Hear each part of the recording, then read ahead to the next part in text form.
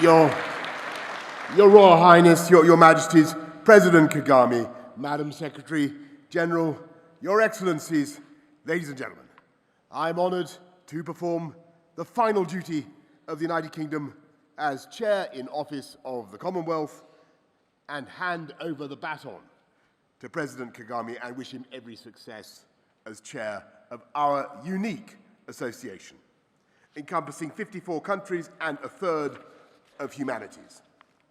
One of our newest members is now at the helm, and more nations are seeking to join, which tells you everything you need to know about the health and vitality of our Commonwealth, because for all the differences between us, we're united by an invisible thread of shared values, history, and friendship.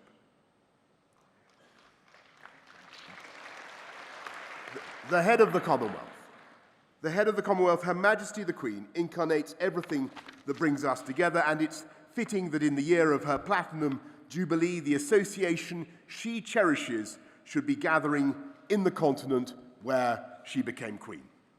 When the UK became your chair in office in 2018, the word COVID had not been invented. Many of us had no idea what a coronavirus was, and nobody could have known that the worst pandemic for a century would soon claim millions of lives.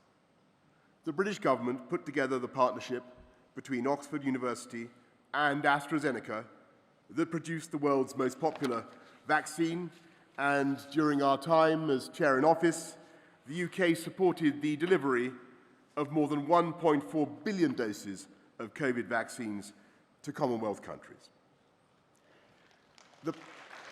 Thank you. The pandemic posed a common threat to all humanity, and the same is true of catastrophic climate change.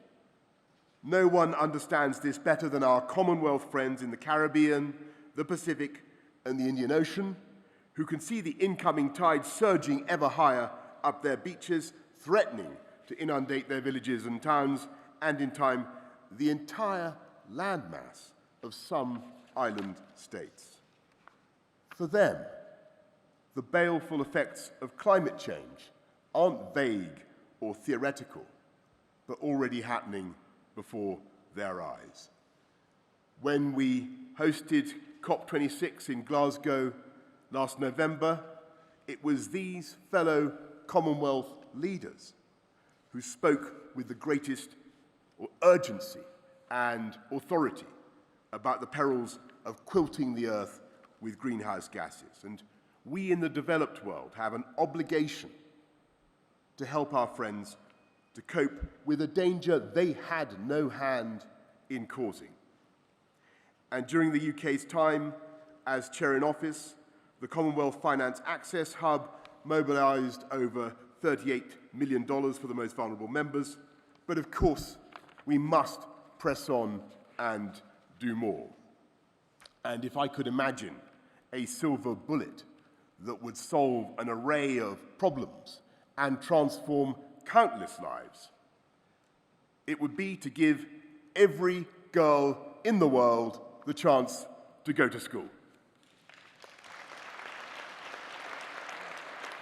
At the last CHOGM in London in 2018, the UK announced £212 million for the Girls' Education Challenge, and I'm delighted to say that this initiative is now at work in 11 Commonwealth countries, ensuring that girls are able to gain at least 12 years of quality education. We need to empower them to play their full part in the economy when they leave school, so the UK is funding the She Trades Commonwealth programme, which has already helped over 3,500 women-owned businesses to become more competitive and generate more than £32 million worth of sales. And if there is anyone who doubts the ability of the Commonwealth to speak with one voice, it was in June 2020 that the UK delivered the first ever joint statement by all 54 Commonwealth members before the Human Rights Council in Geneva, recalling, and I quote, "our proud history of acting to strengthen good governance and the rule of law." one of the greatest affronts to everything we stand for is Russia's invasion of Ukraine and Putin's blockade of the ports that would otherwise be shipping food to the world's poorest people.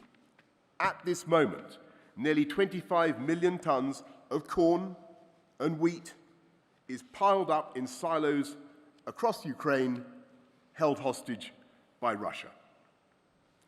Britain supports the United Nations plan to get that food out, and we will invest over £370 million in global food security this year, including £130 million for the World Food Programme. We want to work alongside our Commonwealth friends to understand your needs, your priorities, and to deliver joint solutions to a crisis that Putin has deliberately engineered. For now, it only remains for me to thank every Commonwealth member for having given the United Kingdom the chance to serve as chair in office.